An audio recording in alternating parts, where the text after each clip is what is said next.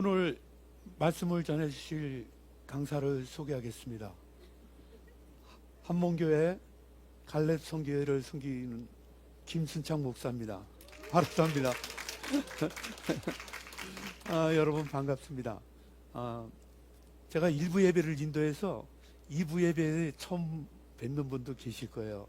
그리고 저희가 코로나로 시작해서 온라인 예배를 지금 오래되고 있는데 교회를 계속 안 나오신 분은 화면에 한 번도 안 보여서 어디 갔냐고 여쭤보신 분도 계시더라고요. 그래서 여러분 반갑습니다. 오늘 말씀의 주제는 의인은 믿음으로 산다입니다. 하박국의 역사적 배경은 아주 중요한 역사적 사건이 일어난 해입니다. 여호와를 경외하는 왕이었던 요시아가 종교와 사회개혁을 시도했는데 예기치 않은 죽음을 맞이하게 됐습니다. 개혁도 왕권도 다 무너지고 더욱 극심한 정치적인 혼란에 빠지게 됩니다. 도덕의 부패는 더욱 심해졌고 종교적인 타락도 극에 달했습니다. 당연히 의로운 사람들이 핍박을 받고 악인들이 득세를 하여서 거짓된 정의가 횡행하는 망국적인 행위가 곳곳에서 일어나기 시작했습니다. 하박국은 이러한 현실 앞에서 왜 하나님의 정의가 실현되지 않는가에 대한 의문을 가지고 하나님께 나아갑니다. 그리고 자신이 생각했던 것과는 다른 방법으로 응답하시는 하나님을 경험하게 됩니다. 의인은 믿음으로 산다는 문장에는 세 가지 단어가 나옵니다. 의인과 믿음과 산다입니다. 하나님의 사람은 믿음으로 생명을 얻는다는 뜻입니다. 더 설명할 필요도 없는 아주 짧고 간단한 문장입니다. 그러나 그런 인식과 고백에 이르는 과정은 아주 복잡합니다. 우리는 지금 혼탁한 세상에 살고 있습니다. 무엇이 진짜인지 판단하기 어려운 가짜 뉴스들이 판을 치는 세상이, 돈이면은 생명을 얻는다는 이런 세상에 우리가 살고 있습니다. 남부럽지 않게 살려면 돈이 필요합니다. 그리고 생활 환경도 쾌적해야 합니다. 가족도 필요하고 친구도 필요합니다. 사회로부터 받는 존경도 우리가 살아있다는 그런 느낌을 주는 요소입니다. 이런 식의 삶에 익숙해진 사람들에게 믿음으로 생명을 얻는다는 말은 공허하게 들립니다. 어떤 사람들은 하나님을 잘 믿어서 복을 받는다는, 또 행복하게 사는 것으로 생각합니다. 비교적 건전하고 상식적인 기독교인들 중에는 그것이 좋은 말이기는 하지만 실질적으로 느끼지 못하는 이들도 많습니다. 믿음으로 산다는 문장이 신약 성경에는, 신약 성서에는 세 군데가 나옵니다. 그 구절들은 모두 구약의 하박국을 인용한 것입니다. 하박국 선지자는 2장 4절에서 이렇게 말했습니다. 보라, 그의 마음은 교만하며 그 속에서 정직하지 못하나 의인은 그의 믿음으로 말미암아 살리라. 하박국 선지자가 이런 말을 하게 된 배경이 있습니다. 하박국 1장과 2장은 하박국 선지자의 탄원과 하나님의 대답으로 되어 있습니다. 마지막 3장은 하박국 선지자의 기도입니다. 시편과 비슷합니다. 좀 더 구체적으로 보면 하박국 1장 1절에서 4절까지는 하박국 선지자의 탄원이고 5절에서 11절까지는 하나님의 대답입니다. 그리고 12절에서 17절까지가 하박국 선지자의 탄원이 나오고 이어서 하박국 2장에 하나님의 대답이 나옵니다. 이 대답 중에 하나가 바로 의인은 믿음으로 산다는 구절입니다. 이 구절은 하박국 탄원 끝에 나온 내용입니다. 하박국의 탄원은 아주 분명합니다. 1장 2절은 이렇습니다. 여호와여, 내가 부르짖어도 주께서 듣지 아니하시니 어느 때까지니이까.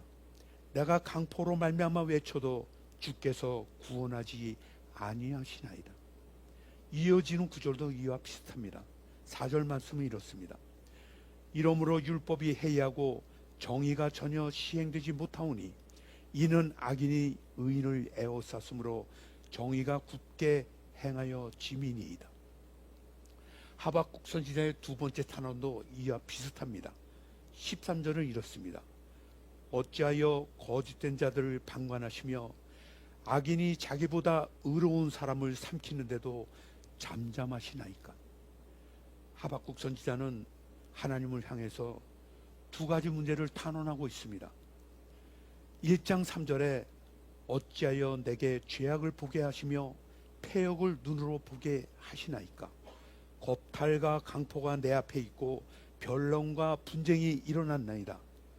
하박국은 악이 의를 박해하고 악인은 무죄한 이를 괴롭히고 불의가 판을 친다는 사실을 보고 그냥 참을 수가 없었습니다. 이게 문제라는 건 사람들은 인식하지만 또 귀찮기도 하고 어쩔 수 없다는 생각으로 그냥 지나가고 또 공연히 나섰다가는 나한테 손해가 온다고 생각하기 때문에 그냥 넘어갑니다. 그러나 선지자들은 그냥 넘길 수가 없습니다. 그래서 하나님께 탄원하고 호소를 합니다.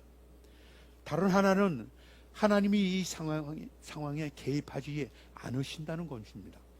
1장 2절에서 내가 부르짖어도 주께서 듣지 아니하시니라고 했고 1장 13절에서 어찌하여 거짓된 자들을 방관하시냐고 이렇게 탄원을 했습니다.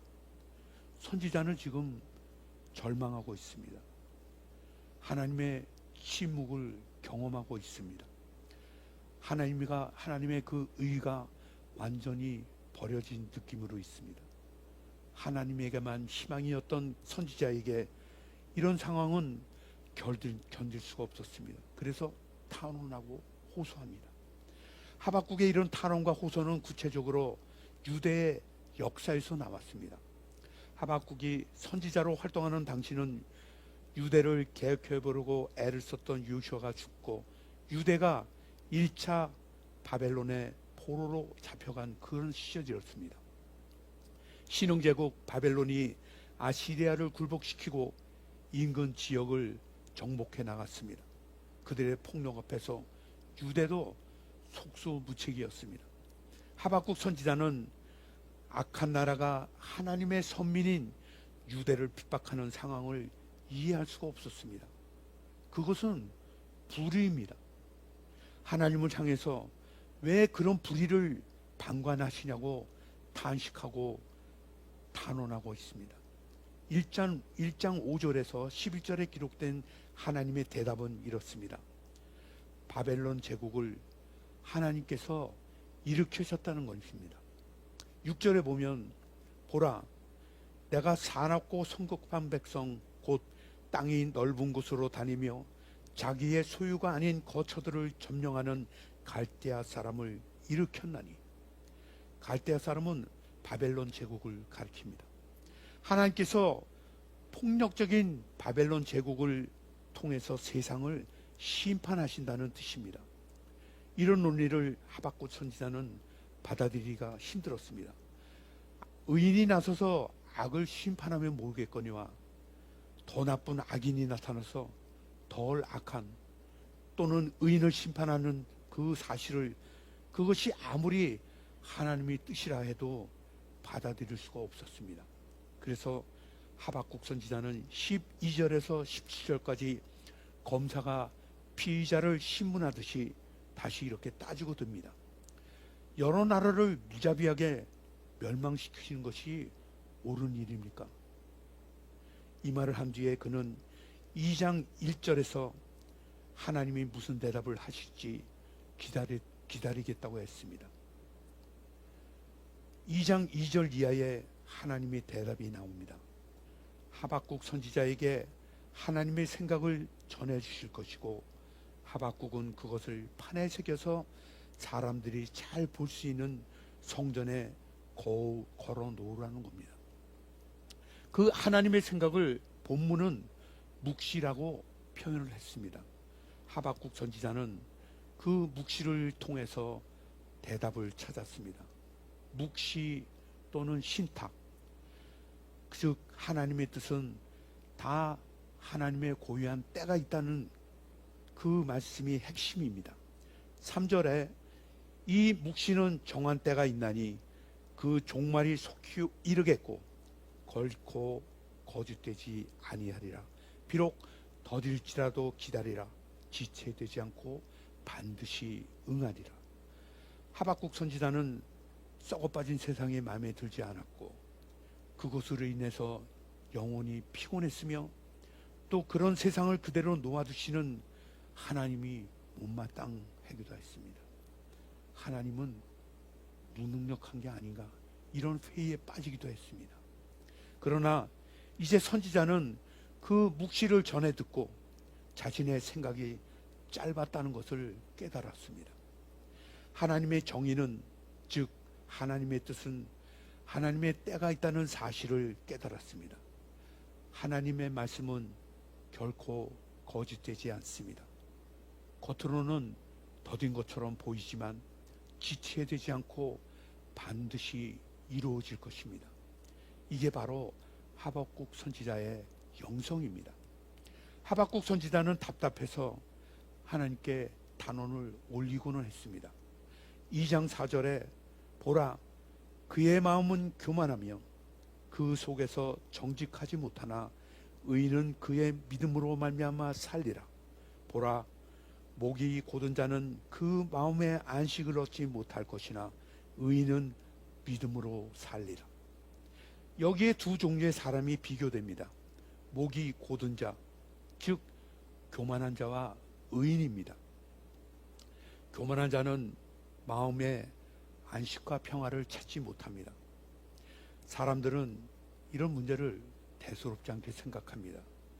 마음의 안식보다는 몸의 육신의 안식을 찾기 때문입니다. 교만한 자는 자기가 불의한 방식으로 얻은 어떤 것을 유지하기 위해서 다시 불의한 수단을 취할 수밖에 없습니다. 마음의 안식을 얻을 수가 없습니다.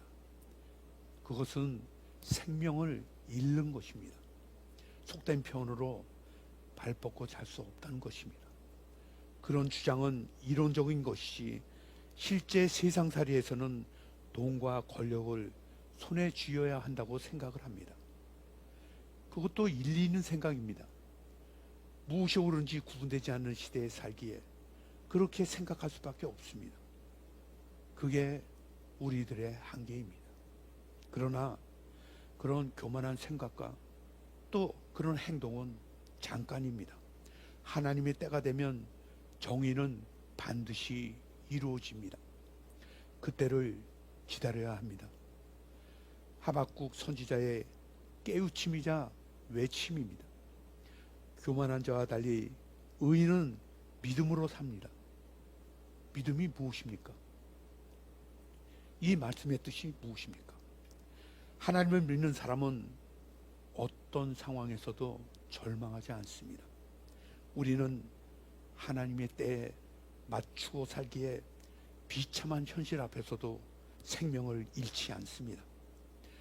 하나님의 승리가 이미 보장되었다는 사실을 알고 그리고 믿고 있기 때문입니다.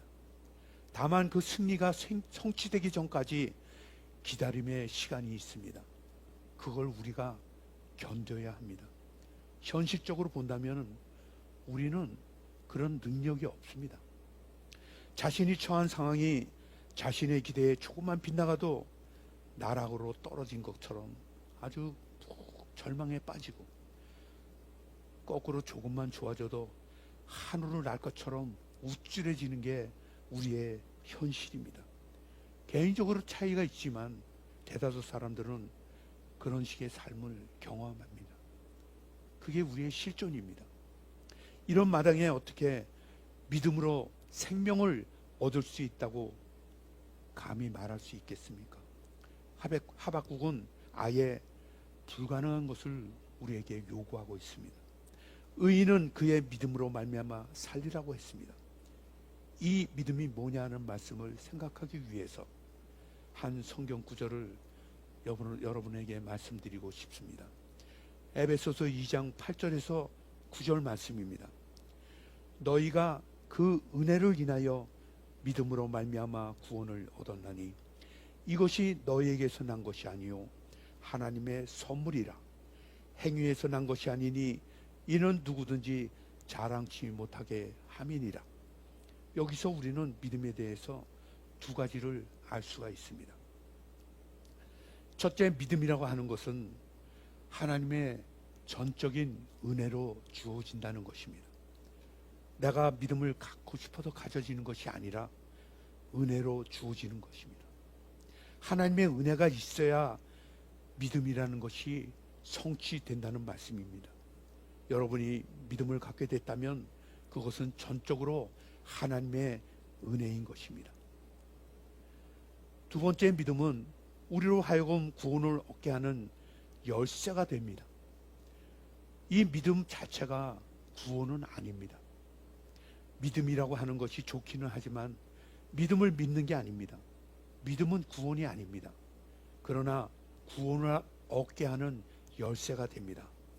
믿음이란 그 말 자체는 신뢰한다, 믿는다, 의지한다 이런 뜻을 내포하지만 이것보다 더 중요한 것은 무엇을 믿느냐가 더 중요한 것입니다. 대부분의 사람들은 자기 믿음을 중요하게 생각합니다만 성경은 그렇게 생각하지 않습니다. 내 믿음보다 더 중요한 것은 믿음의 주인이신 하나님이십니다. 내 믿음이 중요한 게 아니라 하나님이 중요하다는 것입니다. 그러면 믿음의 내용은 무엇입니까? 무엇을 믿는다는 것입니까? 여기서 우리는 두 가지를 구분을 해야 합니다. 하나는 세상 사람들이 말하는 그 믿음의 개념과 성경에서 말하는 믿음의 개념을 정의를 해야 됩니다. 그러면 성경에서 말하는 믿음은 구약에서는 하나님과 하나님이 하신 그 말씀을 믿는 것이 믿음입니다.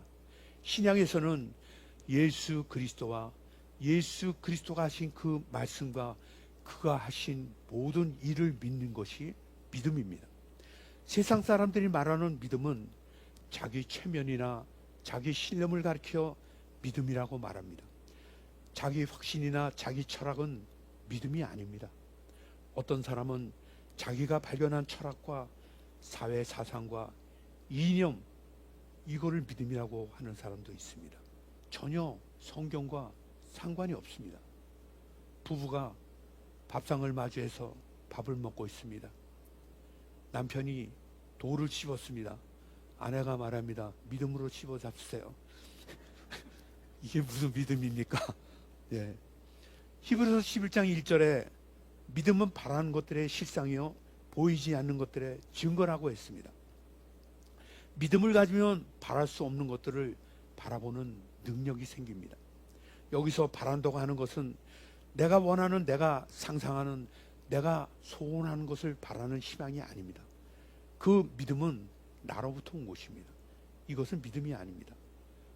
나로부터 온 것은 믿음이 아닙니다. 그것은 신념, 철학, 자기 확신입니다.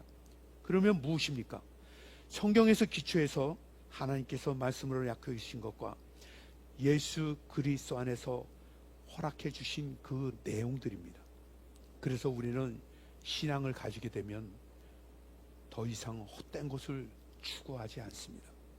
참된 이상과 참된 소원이 그 사람 속에 생기기 시작합니다. 이것이 새로운 가치입니다. 예수를 믿으면 이제 보는 눈이 달라집니다. 이전 것은 지나갔으나 보라 새 것이 되었도다. 추구하는 내용이 전혀 다른 방향으로 그 삶이 변하게 됩니다. 영원한 가치를 바라보게 됩니다. 땅을 바라보던 눈에서 하늘을 바라보는 눈이 마음이 생깁니다. 믿음을 가진 이후로 예수 그리스도를 만난 이후로 그 나라와 그 의를 바라보는 마음이 생깁니다. 주님이 우리에게 주신 모든 것들, 위의 것들, 영원한 것들, 순간적인 것이 아니라 이 순간으로부터 영원까지 갈 수 있는 영원한 진리를 바라보게 됩니다. 그러나 그것은 아직 현재가 아닙니다. 미래입니다. 그러면 믿음이란 무엇입니까? 미래에 있는 그런 영원한 것들을 오늘 내 것으로 현재에 있는 것처럼 느끼도록 만들어주는 것이 믿음입니다. 그리고 믿음은 보지 못하는 것들을 보게 합니다. 참 믿음은 지금 보지 못하고 있으나 실제로 보는 것보다 더 분명하게 마음에 증거가 있습니다. 여러분, 하나님을 보셨습니까? 여러분, 하나님을 믿습니까? 예, 하나님을 믿는다고 말하십니다. 하나님을 보셨습니까? 보지 못했다고 말합니다. 그러나 보는 것보다 더 분명하고 확신하게 믿고 계십니다. 이게 믿음입니다. 믿음이 없는 사람은 절대로 하나님을 믿을 수가 없습니다. 그러나 믿음을 가진 사람은 자꾸 하나님을 믿게 됩니다. 우리 중에서 천국 가본 사람이 있습니까? 그러나 우리는 예수 그리스도를 믿는 사람에게는 천국이 자기 마음속에 있는 것처럼 느껴집니다. 영생을 맛본 자는 없으나 영생을 맛본 것처럼 우리는 기쁨이 우리 마음속에 흐르고 넘칩니다. 그래서 믿음은 바랄 수 없는 것을 바라보게 하고 볼 수 없는 것을 볼 수 있게 하는 것입니다. 성경적 믿음이라고 하는 것은 예수 그리스도와 그리스도께서 하신 일을 믿는 게 믿음입니다. 그리고 하나님과 하나님이 하신 그 말씀을 믿는 것이 믿음입니다. 이것을 히브리서에서 우리의 사도시며 대제사장이신 예수 그리스도의 영원하고 완전한 구원 사역을 믿고 예수 그리스도의 피를 힘입어 성소에 들어갈 담력을 얻게 된 것, 이것이 믿음이라고 히브리서에는 말씀하고 있습니다.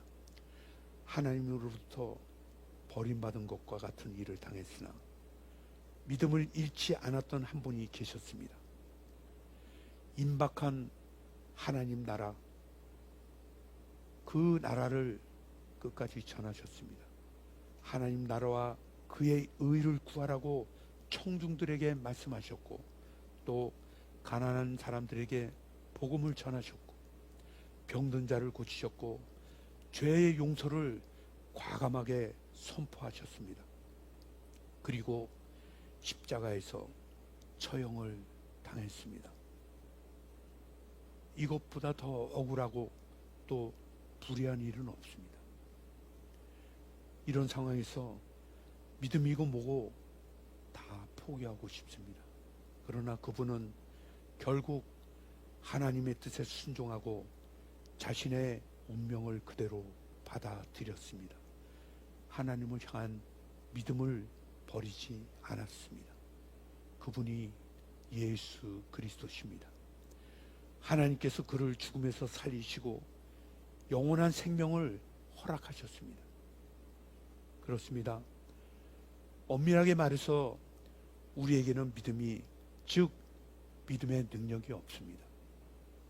믿음에 이르는 유일한 길은 예수 그리스도에게 자신의 운명을 맡기는 것입니다. 그분의 믿음으로만 우리는 구원받을 수 있습니다. 우리의 믿음으로가 아니라 그분의 믿음으로 생명을 얻습니다. 성도 여러분, 우리의 현실을 직시할 필요가 있습니다. 내 문제가 아니기 때문에 외면해버렸던 우리 주변의 현실들을 바라보고 고민하고 아파하고 시대의 아픔을 끌어안고 하나님 앞에 탄원하고 기도하며 나아가야 합니다. 하나님을 알아가면 알아갈수록 우리의 인생의 모든 문제는 풀어주실 것입니다. 우리는 여전히 알 수 없는 시대를 살아가지만 우리에게 분명한 것은 하나님이 계시고 그분은 모든 것을 알고 계시기 때문에 그분은 전지한 뿐 아니라 전능하신 분이라는 것입니다. 그 하나님의 손길에 우리의 삶을 맡겨드리고 하나님을 더 알아가서 하나님 안에서 참된 자유를 누리고 평안을 누리고 승리하는 여러분이 되시기를 주님의 이름으로 축원합니다. 기도하겠습니다. 주여, 하나님을 인하여 감사와 찬양을 드립니다. 우리의 입에 하박국의 찬송을 주시옵소서. 비록 무화과 나무가 무성치 못하며 포도나무에 열매가 없으며 감람나무에 소출이 없으며 우리의 양이 없으며 외양간에 소가 없을지라도 나는 여호와를 인하여 즐거워하며 나의 구원의 하나님을 인하여 기뻐하리로다. 이 노래가 우리의 찬미가 되게 하여 주시옵소서. 우리의 삶이 힘들고 어려울지라도 주님을 부인하거나 원망하지 않게 하시고 항상 감사의 고백이 우리의 입술에 임하게 하여 주시옵소서. 예수님의 이름으로 기도합니다. 아멘.